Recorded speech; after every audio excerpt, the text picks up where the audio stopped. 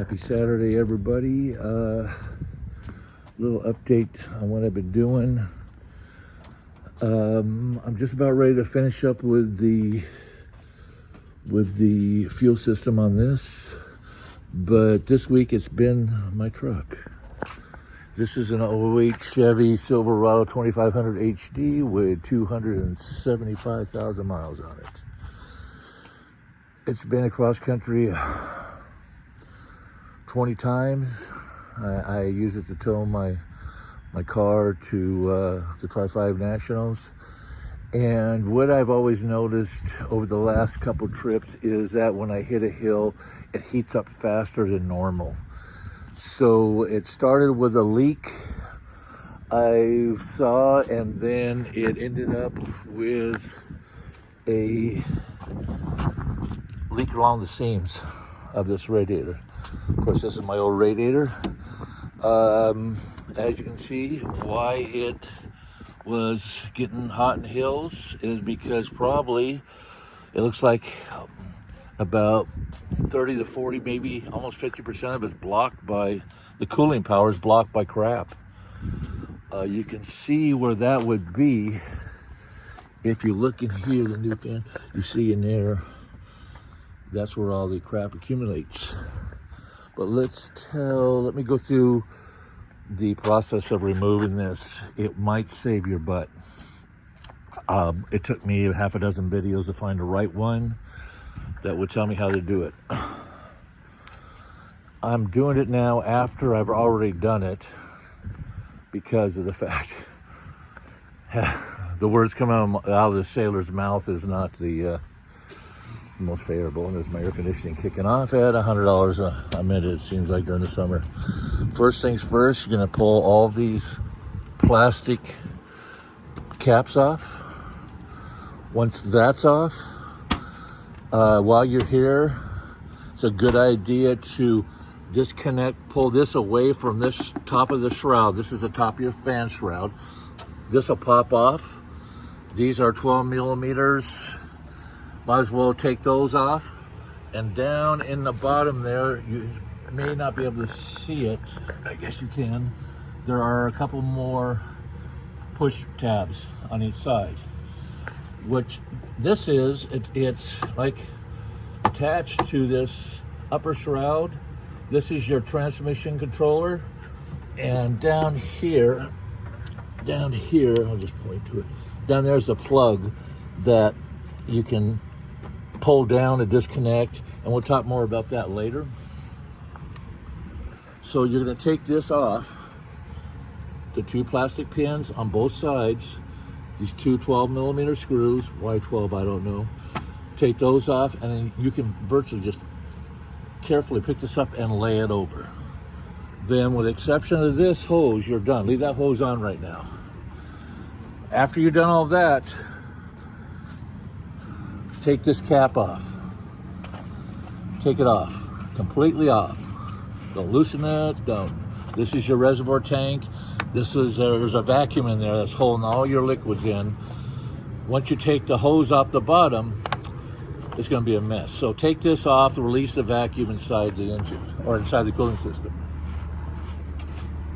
Okay, now, I'll pull the chair to do this.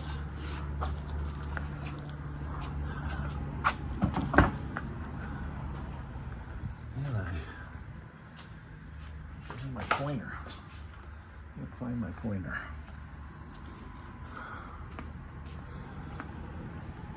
Okay. I went ahead and I got a little hand steam cleaner, and I cleaned this area out because after the buildup of, leakage and dust and everything, it looks pretty nasty. I didn't do it all because this hose is original hose and still flexible, so I left it like it is. So you got the cap off the top of the reservoir. This is your lower radiator hose. This plastic piece is vulcanized to this rubber hose. So in here, you can barely see it on the bottom there,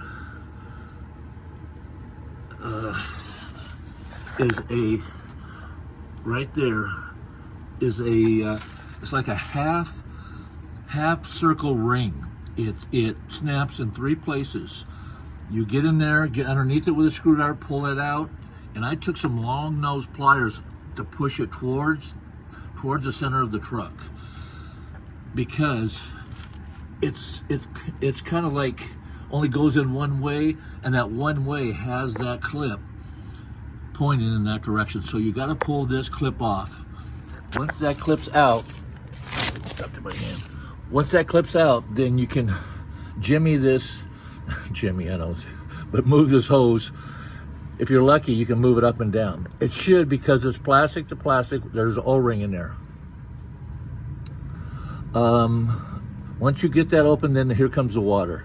There's no drain cocks on these radiators, so that's how you're gonna drain it. All the planes are up today. So once it's drained, and I took something like this, in fact, that's what's left of, I gotta take care of what I have to get rid of. But once you get this drained, and I let it drain for a little while, because you got the engine block to drain and whatever's left in the radiator. Let that drain. And while that's draining, and if I could step back a second, you gotta remove the wheel well.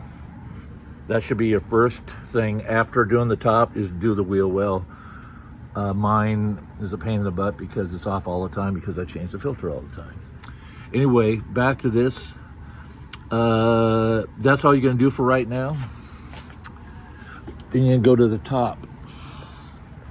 I have this air raid thing here, air filter, cannon, whatever you want to call it. This comes off. On the bottom here are 4 bolts, and there's 1 bolt there that holds the reservoir against the bracket for this. You can take your air filter off, take those 4 bolts off, take that bolt off, okay? Then loosen this clamp here, and then take off this, your mass airflow sensor. You pinch this together and it pulls right out. Take this loose, and it'll get loose, you'll feel it. Then after those 4 bolts are done and that's done, that's out, you can pull this whole piece out as one piece. Then, coming back underneath, you have access to this bracket. There's 2 of the bolts at the bottom of the air box. There's a bolt at the bottom of the boat for the radiator overflow, and then there's 2 more you can't see, but these 2 are the body bolts, and those can just be loosened. I believe those are also either 10s or 12s. Why they do that, I don't know. But you take these, loosen those off. These are already out, that's already out, and this whole plate comes out of the way. Then you have access to this. That's your cold air intake for your turbo. There's a clip right there, just like that clip. This is a little different design. That will come out.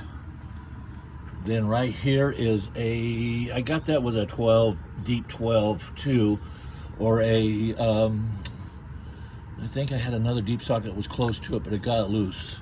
So you want to loosen that clamp, take that out, and then that will make this, that won't free that up yet. You gotta go back up here to the top and do the same to the top. Loosen that up, and then you have another clip, just like the one on the bottom there. And then you can twist the elbows around and pull it out. Once you pull the clips out, the trick is, once you pull this clip out, the trick is you can twist the elbows. Twist the elbow, changes the angle, and you can take them out. Again, with this out of the way, you can see how easy it is to get to that. Once those done, you want to do the transmission lines. They're real easy also. On the transmission lines, you can't see it. And I'm gonna have to flip this one over.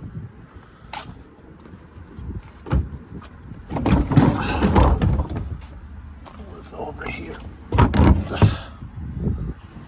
In these lines, they have the same setup with the clips that lock it in. And there's little O-rings in there.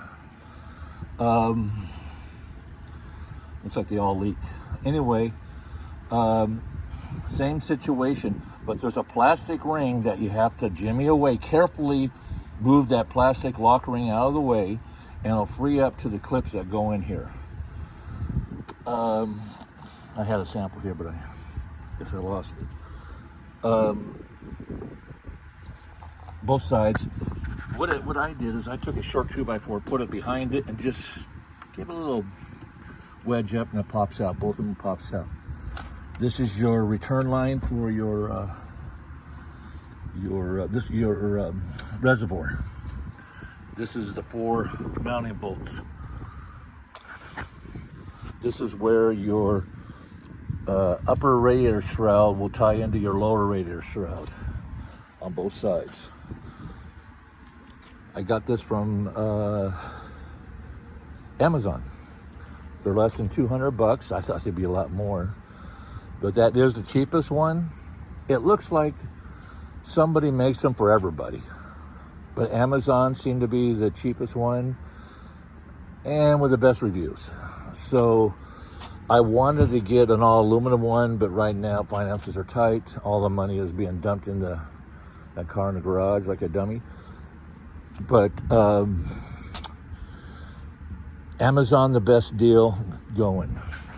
And right here is where that lower hose goes.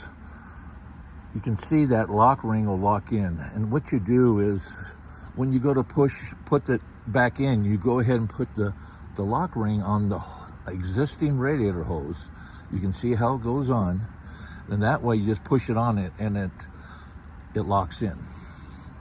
And you think of how these cars are made in production. Everything's made to just push on, lock in, you know, anybody can do it. So anyway, that's the radiator. Amazon, your best deal. Make sure when you go to Amazon that you get it for the 2500 HD diesel. The first one I got was not for a diesel. There's a little misunderstanding on their part and my part.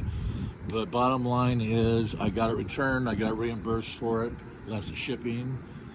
And then this one came like the very next day. In fact, this one came before the old one was sent back. So that was nice. Okay, so you got that radiator out, you got everything out, you got the fluids drained, you got the clips on the bottom of them, the hoses is drained. Now you take those 4 bolts, excuse me, before you do that, take this hose off. This hose will come, just move it out of the way. A pair of pliers, pinch that, and these are good clamps, so you got to get on it with some channel locks. Then you have the 4 bolts. There's the top one here can be hit from the top. The bottom bolt is on this side. Is right there, and you're going to take those off. Now the bottom bolt here on this side, once this is off, you have all this room in here. You can get in, go in and around, and you can get to that bottom bolt. You don't have to take the battery out or anything else. So once you have all that out, all the bolts out, then the fun part, lifting this up. With 2 people would be great, but I did it myself because I'm a man. No, because I'm no wimp. Anyway, you're going to get that radiator out. Once you get that radiator out, there's the old one.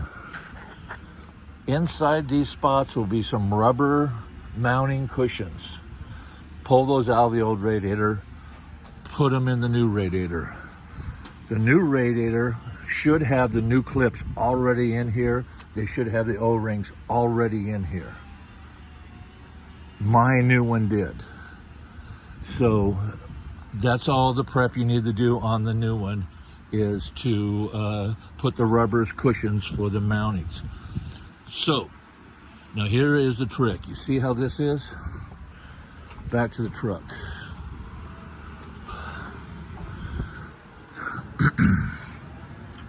That neck is in the way of the charge pipe. Okay, your charge pipe for your turbo charge pipe, inlet charge pipe. You can't just go straight down with this. It'll run into this. So the trick is, and again, you have everything out of the way, the hose and everything else, is you take the radiator and put it at an angle. Well, let me go this way. Go in like this. Go in and like this. And it just slides in like butter. No, not exactly, but it'll go in. Trust me. Once that's down in, bolt it up, all 4 bolts. Bolt it up. Put this hose on.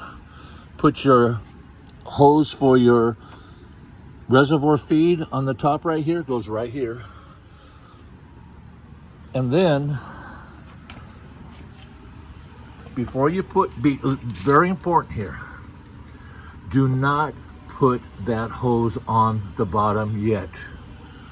Before you start this project, hopefully you went to Amazon and you got this part. Yep, it says Volkswagen, blah, blah, blah. It's a Felpro. It says thermostat. But whatever it is, this is that O-ring inside there. When I first looked at the videos on how to do this, ADD me didn't finish the whole video. And at the end of the video, like this one, the guy says that this will leak if you don't change it out.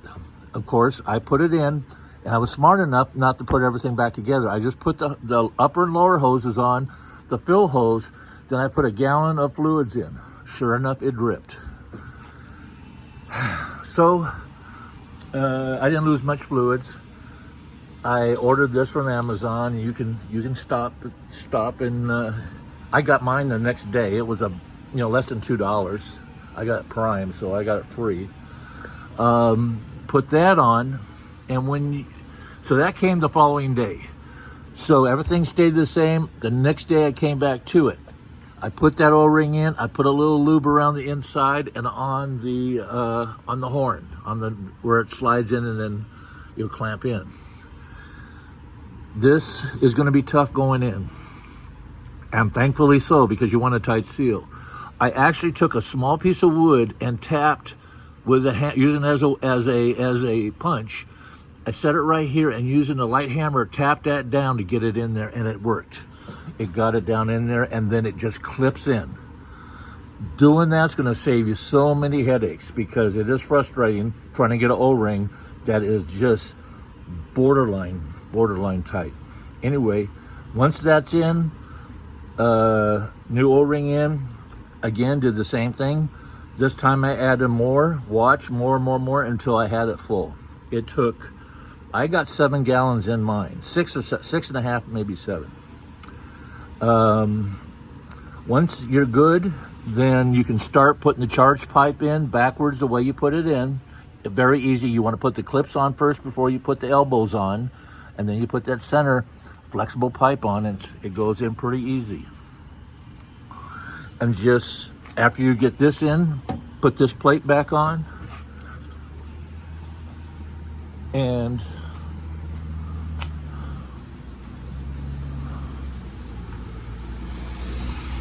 after that plate's on, then you're putting, as my renter just drove up, you're putting everything back together in reverse, the clamp. Make sure you put this air mass flow sensor back on. You got the 4 bolts here for the air box.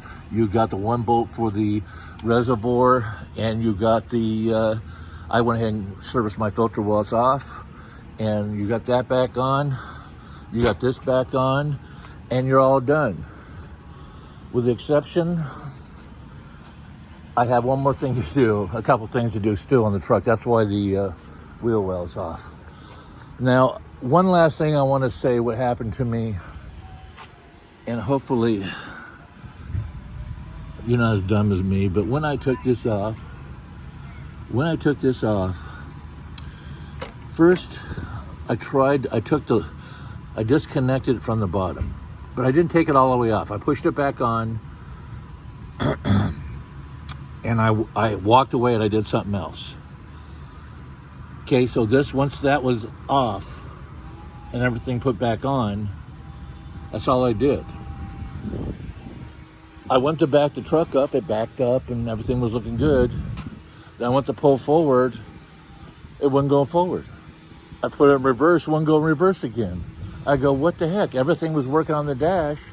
What happened was, I knocked that plug down. I knocked it down enough not to energize. This is your transmission controller. Your shifter, your controller, your transmission. At the transmission, you have a lever, but all the actual shifting is done in conjunction with the controller. So, problem solved.